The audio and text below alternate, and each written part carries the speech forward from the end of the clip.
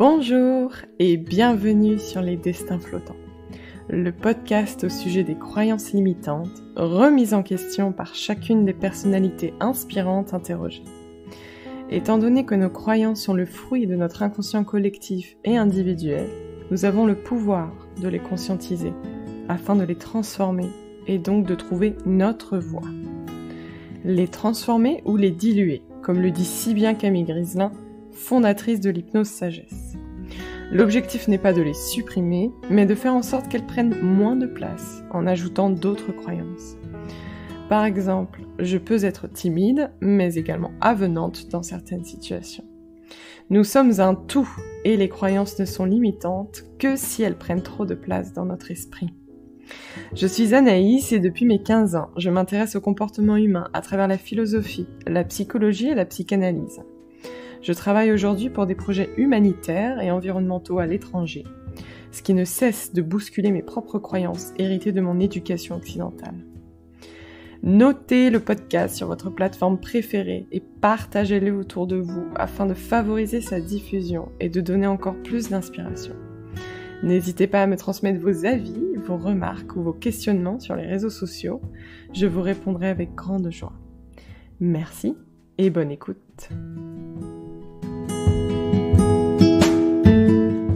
Aujourd'hui, mon interlocutrice est une amoureuse de l'Amérique du Sud, continent sur lequel elle a effectué plusieurs stages, volontariat et job, et elle a également fondé l'association L'Abeille Asso, plateforme qui vous permet d'effectuer des volontariats au sein d'ONG et d'associations partout dans le monde sans payer et en toute sécurité.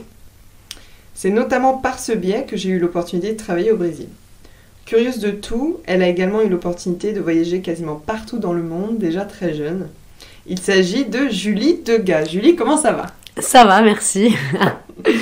Alors d'abord, j'aimerais connaître un peu ton histoire, car pour monter une telle plateforme d'entraide, cela requiert une bonne dose d'altruisme. Alors comment ce projet est né et d'où venait cette envie déjà d'aider très jeune ? Ok. Du coup, c'est venu de... Je faisais des études de commerce après mon bac. Enfin, j'ai fait un DUT, technique de commercialisation. Et en fait, j'ai fait du commerce parce que je savais pas quoi faire, mais j'avais quand même envie, justement, de mettre au centre ce truc altruiste, en me disant que faire du commerce, ça pouvait aussi permettre d'aider l'autre, etc. Du coup, j'ai commencé par faire plein de stages dans du commerce équitable et j'avais fait mon stage de 2e année dans une association. Je suis partie en Inde aussi pour un stage international la première année quand j'avais 18 ans. Et je pense que du coup, ça a beaucoup joué sur mes envies de m'engager dans le monde associatif et de créer un projet qui pouvait ressembler à ce à quoi j'aspirais à ce moment-là. Et ce à quoi j'aspirais, c'était que les étudiants puissent trouver des stages et des volontariats qui soient éthiques, solidaires, écologiques, sans qu'ils aient à payer des sommes astronomiques en fait, puisque moi, en faisant mes recherches de stage, à ce moment-là, je tombais que sur des méga plateformes qui demandent 1 500 € le mois pour partir à l'étranger et qui se servent de la pauvreté et du soi-disant humanitaire pour s'enrichir. Donc en fait, moi, le but, c'était de permettre à des étudiants de faciliter leur recherche de stage et de volontariat, puisqu'il y en avait plein qui avaient envie de s'impliquer, mais juste qui ne trouvaient pas le miroir, en fait, la structure idéale. Et de l'autre, des structures qui, elles, cherchent des volontaires, mais n'arrivent pas à en trouver, puisqu'elles manquent de communication. Donc je me suis dit, écoute, allez, pourquoi pas faire ce lien ? Et donc après Tech Deco, j'ai pris 1 an justement de césure pour travailler dans un resto, me permettre de mettre des sous de côté et créer l'Abeille. Donc voilà, l'Abeille Asso, c'est né comme ça, de ce besoin de connexion entre les gens en fait, et parce qu'il y a très peu de connexion éthique, on va dire, voilà. C'est ça, et alors comment tu arrivais justement à trouver les bonnes structures ? Ouais, ça a été... tout le souci en fait de première partie du travail, c'est premièrement je me suis dit je veux aller sur place, donc aller vérifier toutes les structures. Je travaillerai pas avec une structure que je connais pas parce que c'est trop facile à distance de vanter plein de mérites et de donner plein d'actions qui vont être faites aux volontaires, mais en fait c'est vraiment sur place qu'on se rend compte déjà de comment est l'association, du feeling aussi qu'on a avec la personne, puisque je pense que c'est que dans la vraie interaction qu'on se rend compte. Et puis de rencontrer les gens aussi pour créer un vrai lien sur le long terme. Donc je suis partie premièrement en Népal. Ce que je fais, c'est que je fais toute une base de données d'associations, d'entreprises qui peuvent rentrer dans les caractéristiques que l'abeille a pour toutes ces structures à mettre sur le site. Donc je les contacte, je prends rendez-vous avec eux et elles sur place et ensuite j'organise tout mon voyage comme ça. Donc mes premiers voyages, j'avais 10 rendez-vous en 2 semaines à Calais. Donc je vais tout organiser comme ça. Et donc voilà, je suis partie au Népal. Puis au Népal, ça s'est super bien passé. De structure en structure, on m'en donnait encore plus et tout le monde était très intéressé alors que le projet n'était pas encore né. Donc rien de plus motivant quand tu as un projet qui est pas là, qui est pas structuré, qui est pas né, que tout le monde te dise oui, c'est bien, et oui, je veux travailler avec toi. Je pense que t'en fais l'expérience en ce moment. C'est chouette, en fait, et ça motive. Donc après, 3 mois après, je suis repartie au Sri Lanka, en Indonésie. Max, qui m'a aidé à co-construire l'association aussi, est parti au Sénégal. Et voilà, on a commencé à créer le projet comme ça. Génial. Et alors, donc là, tu finançais tout ça grâce à les jobs que tu avais fait auparavant ouais, que là, c'est ça. Il n'y avait pas de structure de stage ou de...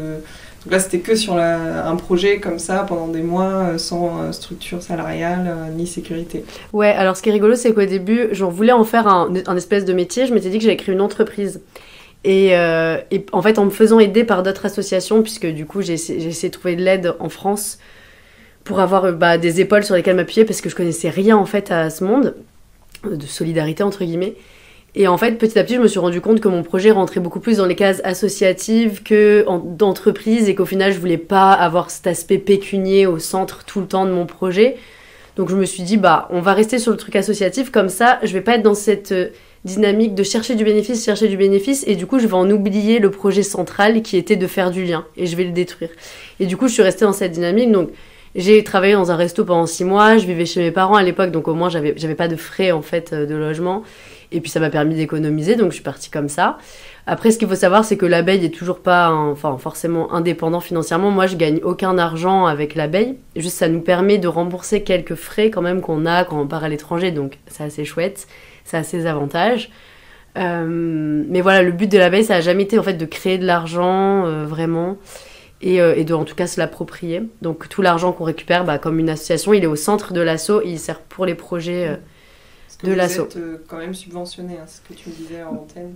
Pas spécialement. En fait, on a eu quelques subventions, donc de la Nouvelle-Aquitaine, de la Gironde, de quelques prix comme ça, mais en fait, depuis 1 an, on n'a rien.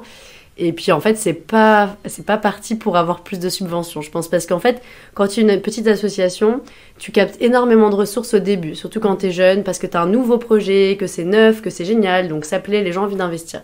Au bout de 3 ans, même si le projet, au final, remplit complètement ses objectifs, et du coup, c'est super. En fait, il est encore mieux qu'il y a 3 ans, le projet, donc il devrait avoir encore plus de subventions. Non, c'est l'inverse qui se passe. C'est qu'en fait, on va privilégier des projets nouveaux, du coup pour les soutenir, mais aussi pour ce truc d'image en tant qu'institution, en se disant ah voilà, nous on supporte ci et ça, on crée quelque chose, on crée de la valeur, on crée du nouveau, c'est accumuler des projets. Et du coup, ce qui fait que l'abeille, nous on n'est plus du tout valorisé parce qu'on commence à être moins jeune, plus de 25 ans, plus de 3 ans, on fait moins de projets, on reste assez stable sur le même truc. Donc là, si tu crées pas encore un truc pour leur montrer que tu fais et que t'es voilà. Bon bref. D'accord. Donc on a moins de subventions. Mais on a heureusement des adhésions d'étudiants qui nous permettent d'avoir des fonds. C'est 20 € l'adhésion du coup, pour la vie. Et là, ça nous permet de soutenir l'association. Donc merci aux étudiants. Super, génial. Et alors justement, pour construire l'abeille asso, j'imagine que ça demande de faire confiance, autant les volontaires donc qu'en les structures. Et as-tu pu ressentir des peurs par rapport à ça et comment tu les as gérées ? Alors au début, moi surtout, c'était plutôt dans la création d'un projet où j'ai eu des peurs de me dire je laisse des études ou en tout cas je laisse des projets de côté pour me concentrer sur ça et me donner... c'est pas facile en fait de se dire on prend des mois et des mois de sa vie et de l'argent pour peut-être quelque chose qui ne va rien donner. Donc ça, c'était dur à gérer. J'ai eu vraiment des moments où j'ai voulu arrêter, j'ai repris, j'ai voulu arrêter. L'autre difficulté, ça a été les structures avec lesquelles je travaillais au début parce que en fait, en Asie, évidemment... on n'a pas forcément le même rythme, en tout cas de réponse. Donc voilà. Donc j'avais pas de réponse. J'ai vu des structures qui étaient super emballées par le projet, mais j'avais plus de réponse encore 2 mois après, alors que je leur demandais des papiers, juste de me remplir des choses, et ça a été hyper démotivant en fait que ça suive pas de ce côté. Puis finalement ça a suivi, et voilà, donc sur ce truc de... En fait, tu te laisses très vite démotiver parce que les autres font pas. puisque ça doit faire partie intégrante de ton projet. Et du coup, ça a été essayer de pallier ça en me disant, voilà, c'est pas grave, t'as ton objectif, si ça doit arriver, ça va arriver, et c'est ce qui s'est passé. Donc il y a eu ça. Et après, j'ai pas eu tant de peur au niveau des volontaires. En fait, j'étais plutôt sûre de l'endroit où je les envoyais. Pareil pour les structures. Moi, je fais juste une connexion, donc en vérifiant cette connexion et cette relation, je fais mon travail et j'ai l'impression que du coup... Mais c'est déjà arrivé que tu dises « Ah, cet étudiant-là, je sais pas ou... » Les étudiants, oui. Alors, j'ai deux cas. T'as les structures d'un côté où moi, j'ai dit oui. Je les ai acceptées dans la plateforme parce que pour moi, elles me semblaient justes. Et j'ai eu des retours de volontaires sur place qui me faisaient 2-3 fois des retours d'expériences qui s'étaient pas bien passées. Surtout au début parce que je pense que j'ai peut-être trop dit oui à des structures que maintenant j'accepterai jamais parce qu'avec l'expérience on se forme et tout. Donc ça a été un peu dur pour moi en me disant mince, en fait j'ai un peu gâché une expérience de quelqu'un qui voulait quelque chose de bien et ça s'est mal passé. Donc ce côté de ces structures. Et après des volontaires, j'ai pas eu de mauvaises expériences de volontaires qui ont mal fait les choses sur place. Mais ce qui me fait peur, c'est quand j'envoie des personnes qui, je sais pas, candidatent et candidate d'une manière hyper générale, sans s'adresser directement au projet, sans montrer exactement de la motivation, en disant des choses très générales aussi, qui généralisent ce qu'est le monde du développement et de l'humanitaire, et qui amènent une vision un peu colonialiste de genre moi j'ai de l'argent, moi j'ai étudié, donc je sais ce que je veux, enfin pas je sais, mais j'arrive avec une connaissance quoi. Et du coup il y a ce biais colonial, je pense, en fait, qui est super dur, surtout avec les étudiants jeunes, puisque je pense que moi aussi, peut-être à 18 ans, 19 ans, j'avais ces trucs, mais c'est inconscient en fait, c'est juste qu'on apprend depuis qu'on est jeune, quoi. C'est culturel. Donc voilà, il y a ce truc. Après, c'est pas moi qui choisis les étudiants, moi je connecte, et puis c'est les ONG, les entreprises qui choisissent qui ils vont recevoir. D'accord. Donc voilà, à partir du moment où je leur envoie la candidature et que l'ONG ou l'entreprise accepte, je pense que c'est leur façon de gérer les choses aussi, quoi. D'accord, très bien. Oui, je comprends. Et justement, alors comment tu percevais le monde et plus particulièrement donc les pays que tu as découverts avant d'entamer tous ces voyages ou avant tes études? Est-ce qu'il y a eu une sorte d'avant-après de ta conception du monde? Ouais, clairement. Alors, la première fois que je suis partie en Inde, alors là, c'était pour une expérience de volontaire, fin de stage. Donc, avant de créer l'association, j'avais du coup une vision un peu misérabiliste du monde, du tiers-monde. Enfin, voilà, c'est des mots forts, en fait, qu'on nous apprend depuis qu'on est petit. Monde en développement, sous-développé, tiers-monde. Donc, tiers-monde, ça veut dire quoi? Que c'est pas un monde qui appartient à la chose centrale, mais qui est tiers. Enfin, en fait, dans toutes les appellations qu'on donne de ces pays, ouais, c'est hyper violent.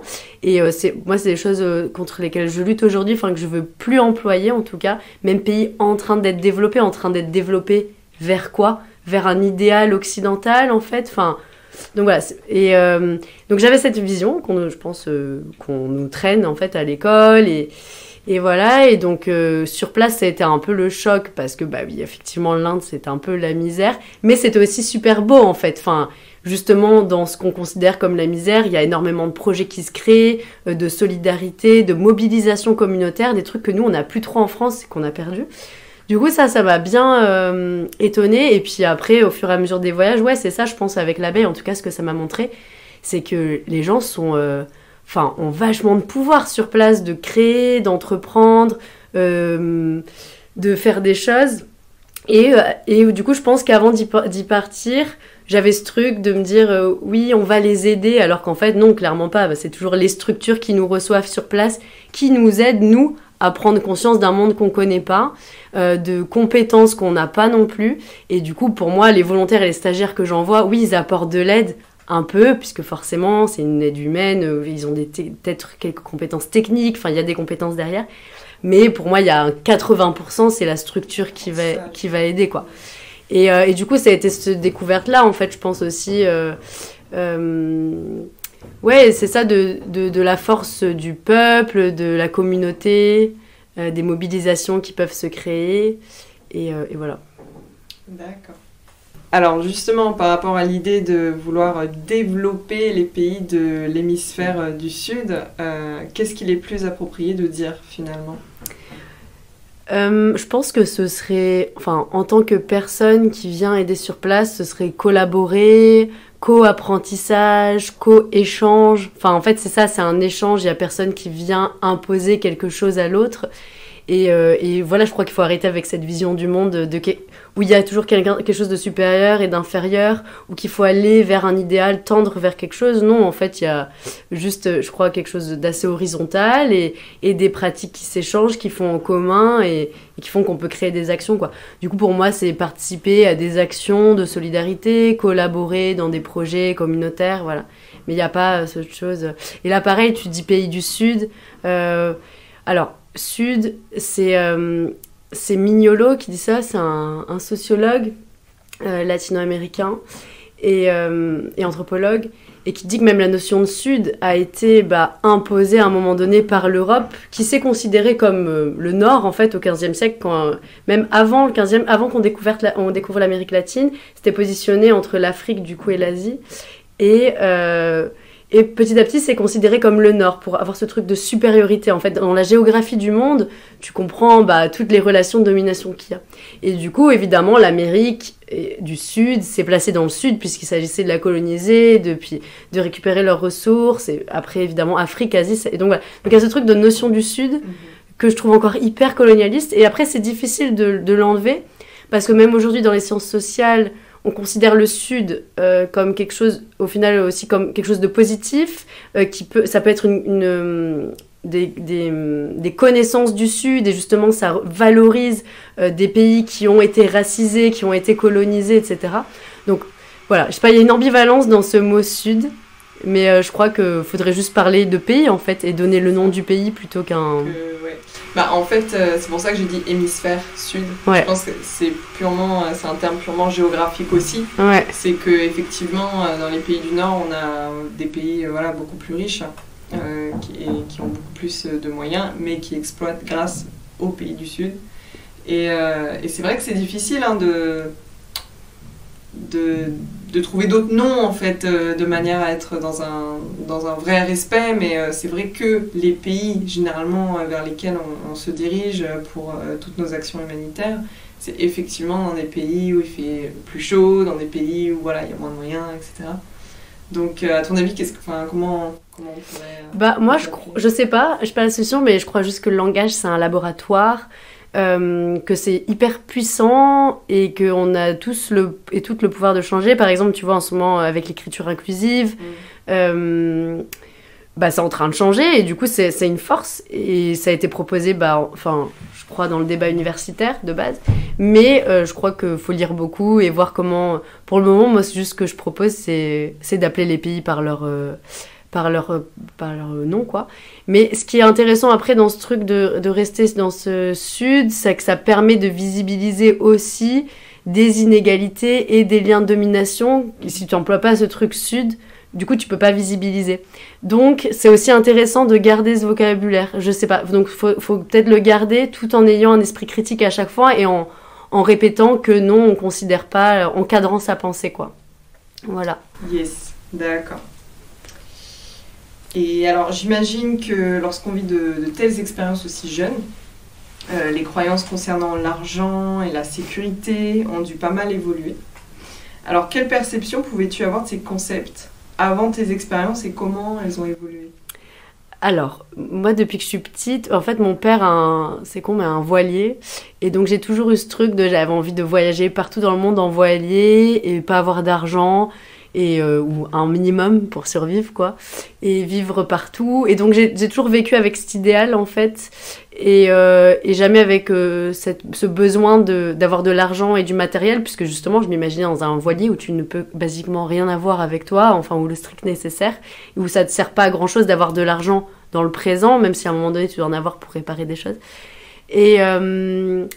Et donc non, mais après je pense que au final ça s'est installé au fur et à mesure de mes voyages comme un idéal, plus un idéal de vie justement, mais quelque chose qui peut se faire. Et donc en fait voilà, depuis que j'ai 18 ans, je travaille quand je rentre en France, je repars, je fais des volontariats sur place, donc souvent je paye pas le logement ou la nourriture, ou je monte des petits projets sur place qui me permettent de gagner de l'argent. Genre au Brésil, j'avais aidé mon ex-copain à créer une école de surf, donc moi je mobiliser des clients qui étaient sur Rio et des clientes, et en même temps après je préparais de la nourriture végane que je leur proposais, donc ça me faisait un peu de sous ça me faisait des sous pour la semaine. Je vendais des burgers véganes aussi sur la plage. Bon voilà, j'essaie toujours de trouver un petit truc inventif dans mon présent auquel j'aurais pas pensé avant et qui me permet de gagner quand j'ai besoin en fait. Mais après évidemment j'ai toujours une toute petite sécurité derrière qui fait que j'arrive à partir assez librement dans ma tête. Voilà. Mais j'ai pas du tout cet objectif de me dire dans ma vie je veux acheter une maison, je veux acheter quelque chose. Non, pour le moment en tout cas je le vois comme ça. Je me vois assez libre justement sans avoir de dépendance à l'argent et au matériel. Donc, D'accord, super. Alors en ce moment tu écris un mémoire sur les genres en agriculture. Et hors antenne, tu me disais que la permaculture, qui intéresse beaucoup de monde en ce moment, n'est pas un modèle viable pour notre société. Alors, est-ce que tu peux nous en dire un peu plus? Voilà, je me fais piéger dans des conversations privées. Non, non, ce que je voulais dire par là, quand on a eu cette conversation, je pense, c'est qu'il faut trouver des modèles d'agriculture qui soient assez efficaces pour que tout le monde puisse manger et que ça bénéficie pas juste à une certaine catégorie de la population et qu'une certaine catégorie de la population puisse avoir de la bonne nourriture, d'autres non, de la nourriture qui vienne d'un certain cycle qui respecte la nature, d'autres non. Enfin, en fait, ça crée encore des inégalités sociales. Et je crois que c'est ça le problème de l'écologie, en fait, même en règle générale. C'est juste pourquoi on s'intéresse à l'écologie et à l'environnement, parce que ça crée des inégalités sociales. S'il n'y avait pas de problème sur l'humain, on ne s'intéresserait pas tant à l'environnement. C'est parce qu'il y a des personnes qui vont être touchées par la montée des océans, par exemple, directement, qu'on se dit « Ah mince, les océans arrivent », c'est parce qu'il y a des gens. Bon, et bref, et tout ça pour dire que l'agriculture, voilà, je pense qu'il faut la connecter aux gens, c'est pour nourrir des personnes. Et donc pour moi, la permaculture, c'est compliqué que ce soit viable, puisque ça demande énormément... Bah en fait, je sais pas, en fait, en y repensant maintenant, je me dis pourquoi pas. C'est vrai que si on montait toutes nos sociétés en permaculture, qu'il y avait plus d'intensifs et toutes nos campagnes fonctionnaient en permaculture, en communauté et tout, qu'on faisait revenir les vides dans les campagnes, enfin que ça s'inscrivait dans un énorme système comme ça, si, je crois que la permaculture peut complètement fonctionner. Je crois juste qu'elle fonctionne pas comment on l'utilise en ce moment en tant qu'agriculture urbaine, super boboisée. Oui, il faut créer des projets de permaculture parce que c'est bien et que ça fait beau sur les papiers de subvention, etc. Mais qu'au final, ça sert pas à grand chose derrière si c'est que pour un tout petit écosystème et pour presque personne, puisque c'est ça l'intérêt de l'agriculture, c'est de le revendre plus, enfin que ça finisse dans les assiettes des gens, quoi. Et donc il y a ce truc entre la permaculture et un tout petit système qui est un peu fermé sur lui-même finalement, et une agriculture qui est pas forcément industrielle, mais plus conventionnelle, qui elle va permettre de nourrir en fait la planète, quoi. Donc je pense qu'il faut trouver des compromis, mais je crois que si la permaculture peut être viable, mais voilà, dans un autre modèle de société. Et voilà. D'accord. Alors justement, puisque tu parlais de l'écologie, est-ce que tu vois parfois certaines croyances chez les jeunes par rapport à l'écologie qui arrivent justement sur le marché, qui veulent travailler dans l'écologie? Quelles vont être peut-être les croyances que tu vois le plus par rapport à ça? Je sais qu'une fois on avait parlé du fait que beaucoup de monde pense que l'écologie est accessible à tous, alors que pas forcément. Voilà, est-ce qu'il y a des choses qui te viennent en tête? Pour moi, l'écologie fait les frais de chaque nouveau concept à la mode qui arrive dans le capitalisme. Tu as deux auteurs, deux sociologues qui s'appellent Eve Chapello et Luc Boltanski, je sais pas si tu connais, qui expliquent comment à chaque fois qu'il y a une menace face au capitalisme qui arrive, qui peut être le féminisme par exemple, qui peut être du coup l'écologie, en fait cette menace du coup se fait racheter par le capitalisme et du coup ils trouvent le meilleur moyen. Après il n'y a pas de superstructure qui décide ça, évidemment, c'est juste plein de trucs de la société qui font que voilà, mais qu'en fait ça va se faire reprendre par le capitalisme et que ça va être refait à leur sauce et du coup ça ne sera plus du tout considéré comme une menace. Et je crois que c'est un peu ce qui se passe aujourd'hui, qui s'est passé beaucoup avec le féminisme, où du coup c'est la commercialisation de la femme, de ce qu'est le féminisme, et on en oublie sa lutte. L'écologie c'est un peu pareil, en fait ça s'est fait racheter en greenwashing par plein de marques. Et on oublie ce que c'est, je pense, la base de l'écologie, et qu'en fait, ça peut pas se faire partout. Enfin, pour moi, le capitalisme vert, il n'existe pas. Si on veut passer à une vraie société écologique, il faut changer de modèle de société, quoi. Et puis, comme c'est ce qu'on propose à tous les jeunes maintenant dans les écoles de commerce, je dis ça, je travaille pour une école de commerce sur des cours pour le climat, donc moi aussi, j'ai plein de paradoxes et d'ambivalences. Je fais du tutorat et des cours sur le climat. Mais voilà, j'essaie de montrer ça en fait, que il faut qu'ils apportent une nouvelle image au commerce, une nouvelle image au capitalisme. Sans ça, sinon l'écologie n'a aucun sens. Et je pense que c'est juste une façon de vendre et de faire du marketing. D'accord. Et chez les jeunes, est-ce que tu vois certains idéaux ou certaines utopies, enfin, je sais pas, des retours de certaines personnes qui veulent s'engager dans ces milieux-là, qui ont déjà une conception peut-être un peu biaisée Par exemple, là j'ai un groupe d'étudiants à l'école de commerce qui voulaient par exemple remplacer, en fait ils partent sur le truc que oui, l'élevage intensif est mauvais pour la planète. Et parce que ça détruit l'Amazonie, etc. Donc oui, effectivement, je suis d'accord, même en France, très pollueur, etc. Du coup, ils se sont dit, du coup, pour remplacer l'élevage, ce qu'on va faire, c'est qu'on va mettre des élevages d'insectes. Puisque du coup, c'est plus du tout pollueur, ça demande beaucoup moins de ressources, et puis ça permet aux humains de nourrir la planète. Et du coup, ils avaient un peu pour idéal ce truc, en se disant, voilà, c'est super, on va remplacer l'élevage et tout coup l'agriculture française par ça. Et du coup je trouve ça super triste parce que ça enlève de se concentrer que sur ce truc environnement en oubliant tout ce qu'il y a derrière de social, de valeurs humaines. Enfin l'élevage c'est quand même des gens connectés à leurs vaches. Il n'y a pas que de l'élevage intensif, il y a du bon élevage. Même si je suis végétarienne, je suis pour l'élevage. Il y a des paysages qui sont connectés à ça, donc même géographiquement, des histoires qui ont été construites avec l'élevage. On peut pas imposer des normes environnementales juste par idéal en se disant « Ah bah oui, du coup, l'élevage, c'est pas bien, hop, on remplace tout. » Enfin, du coup, je trouve que ça enlève complètement l'histoire, ça enlève l'humain. Et je crois que dans ces projets environnementaux à grande échelle, bien souvent, il y a ça aussi. On oublie tout ce côté humain, et il n'y a pas que l'environnement, quoi. L'un va pas sans l'autre. Et voilà, donc je sais pas, là c'était un petit exemple, mais c'est souvent des petits trucs comme ça, je crois, qui... Super, oui, non, c'est ça, c'est qu'on est tous interconnectés, en fait, tout est interdépendant, donc si on s'intéresse, par exemple, parce que je travaille dans la préservation des forêts, alors voilà, on part avec cette idée de préserver les forêts, mais déjà il faut regarder ceux qui habitent les forêts avant de vouloir sauver les arbres. et donc sans en fait leur vision aussi des choses, donc c'est pareil avec les éleveurs, sans aller discuter avec eux, je pense qu'on va pas très loin. Ouais, et encore plus que ça, pas que les personnes qui y habitent, genre pourquoi on déforeste, pourquoi on maltraite la forêt, et là pareil, pourquoi on va maltraiter les terres, enfin, il y a quelque chose derrière, c'est parce qu'il n'y a pas forcément d'argent dans le territoire, ou qu'il n'y a pas de subventions qui sont données, ou qu'il n'y a pas de politique sur ça, et je crois que c'est là qu'il faut aussi aller critiquer, et pas prendre que le problème voilà, le problème c'est si, ça crée de la pollution, non, enfin, derrière il y a toute une dynamique structurelle qui engendre ça, et c'est là où il faut regarder. Enfin, les gens n'ont pas envie de détruire l'environnement pour le détruire. Enfin, je pense qu'il y a peut-être 0,1% de la population qui est comme ça. S'ils le détruisent, c'est parce qu'il y a ils trouvent leur intérêt derrière et leurs besoins. Pour la plupart, ils n'ont pas le choix, quoi. Et même si on a toujours le choix, mais ouais, je crois que c'est ça aussi. Alors, dernière question que j'aime bien poser en fin de podcast. Penses-tu, Julie, que nous sommes illimités ? Alors, je crois que oui et non.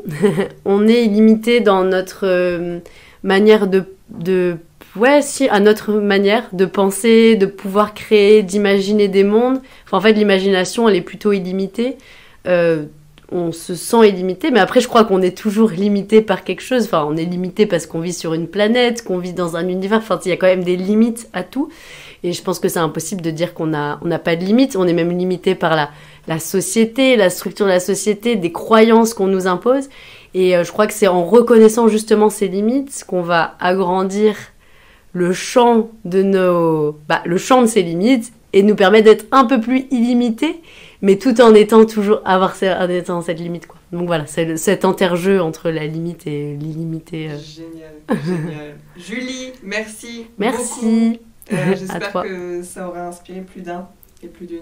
Merci, bonne journée à tous. Bonne journée, ciao. Et toutes.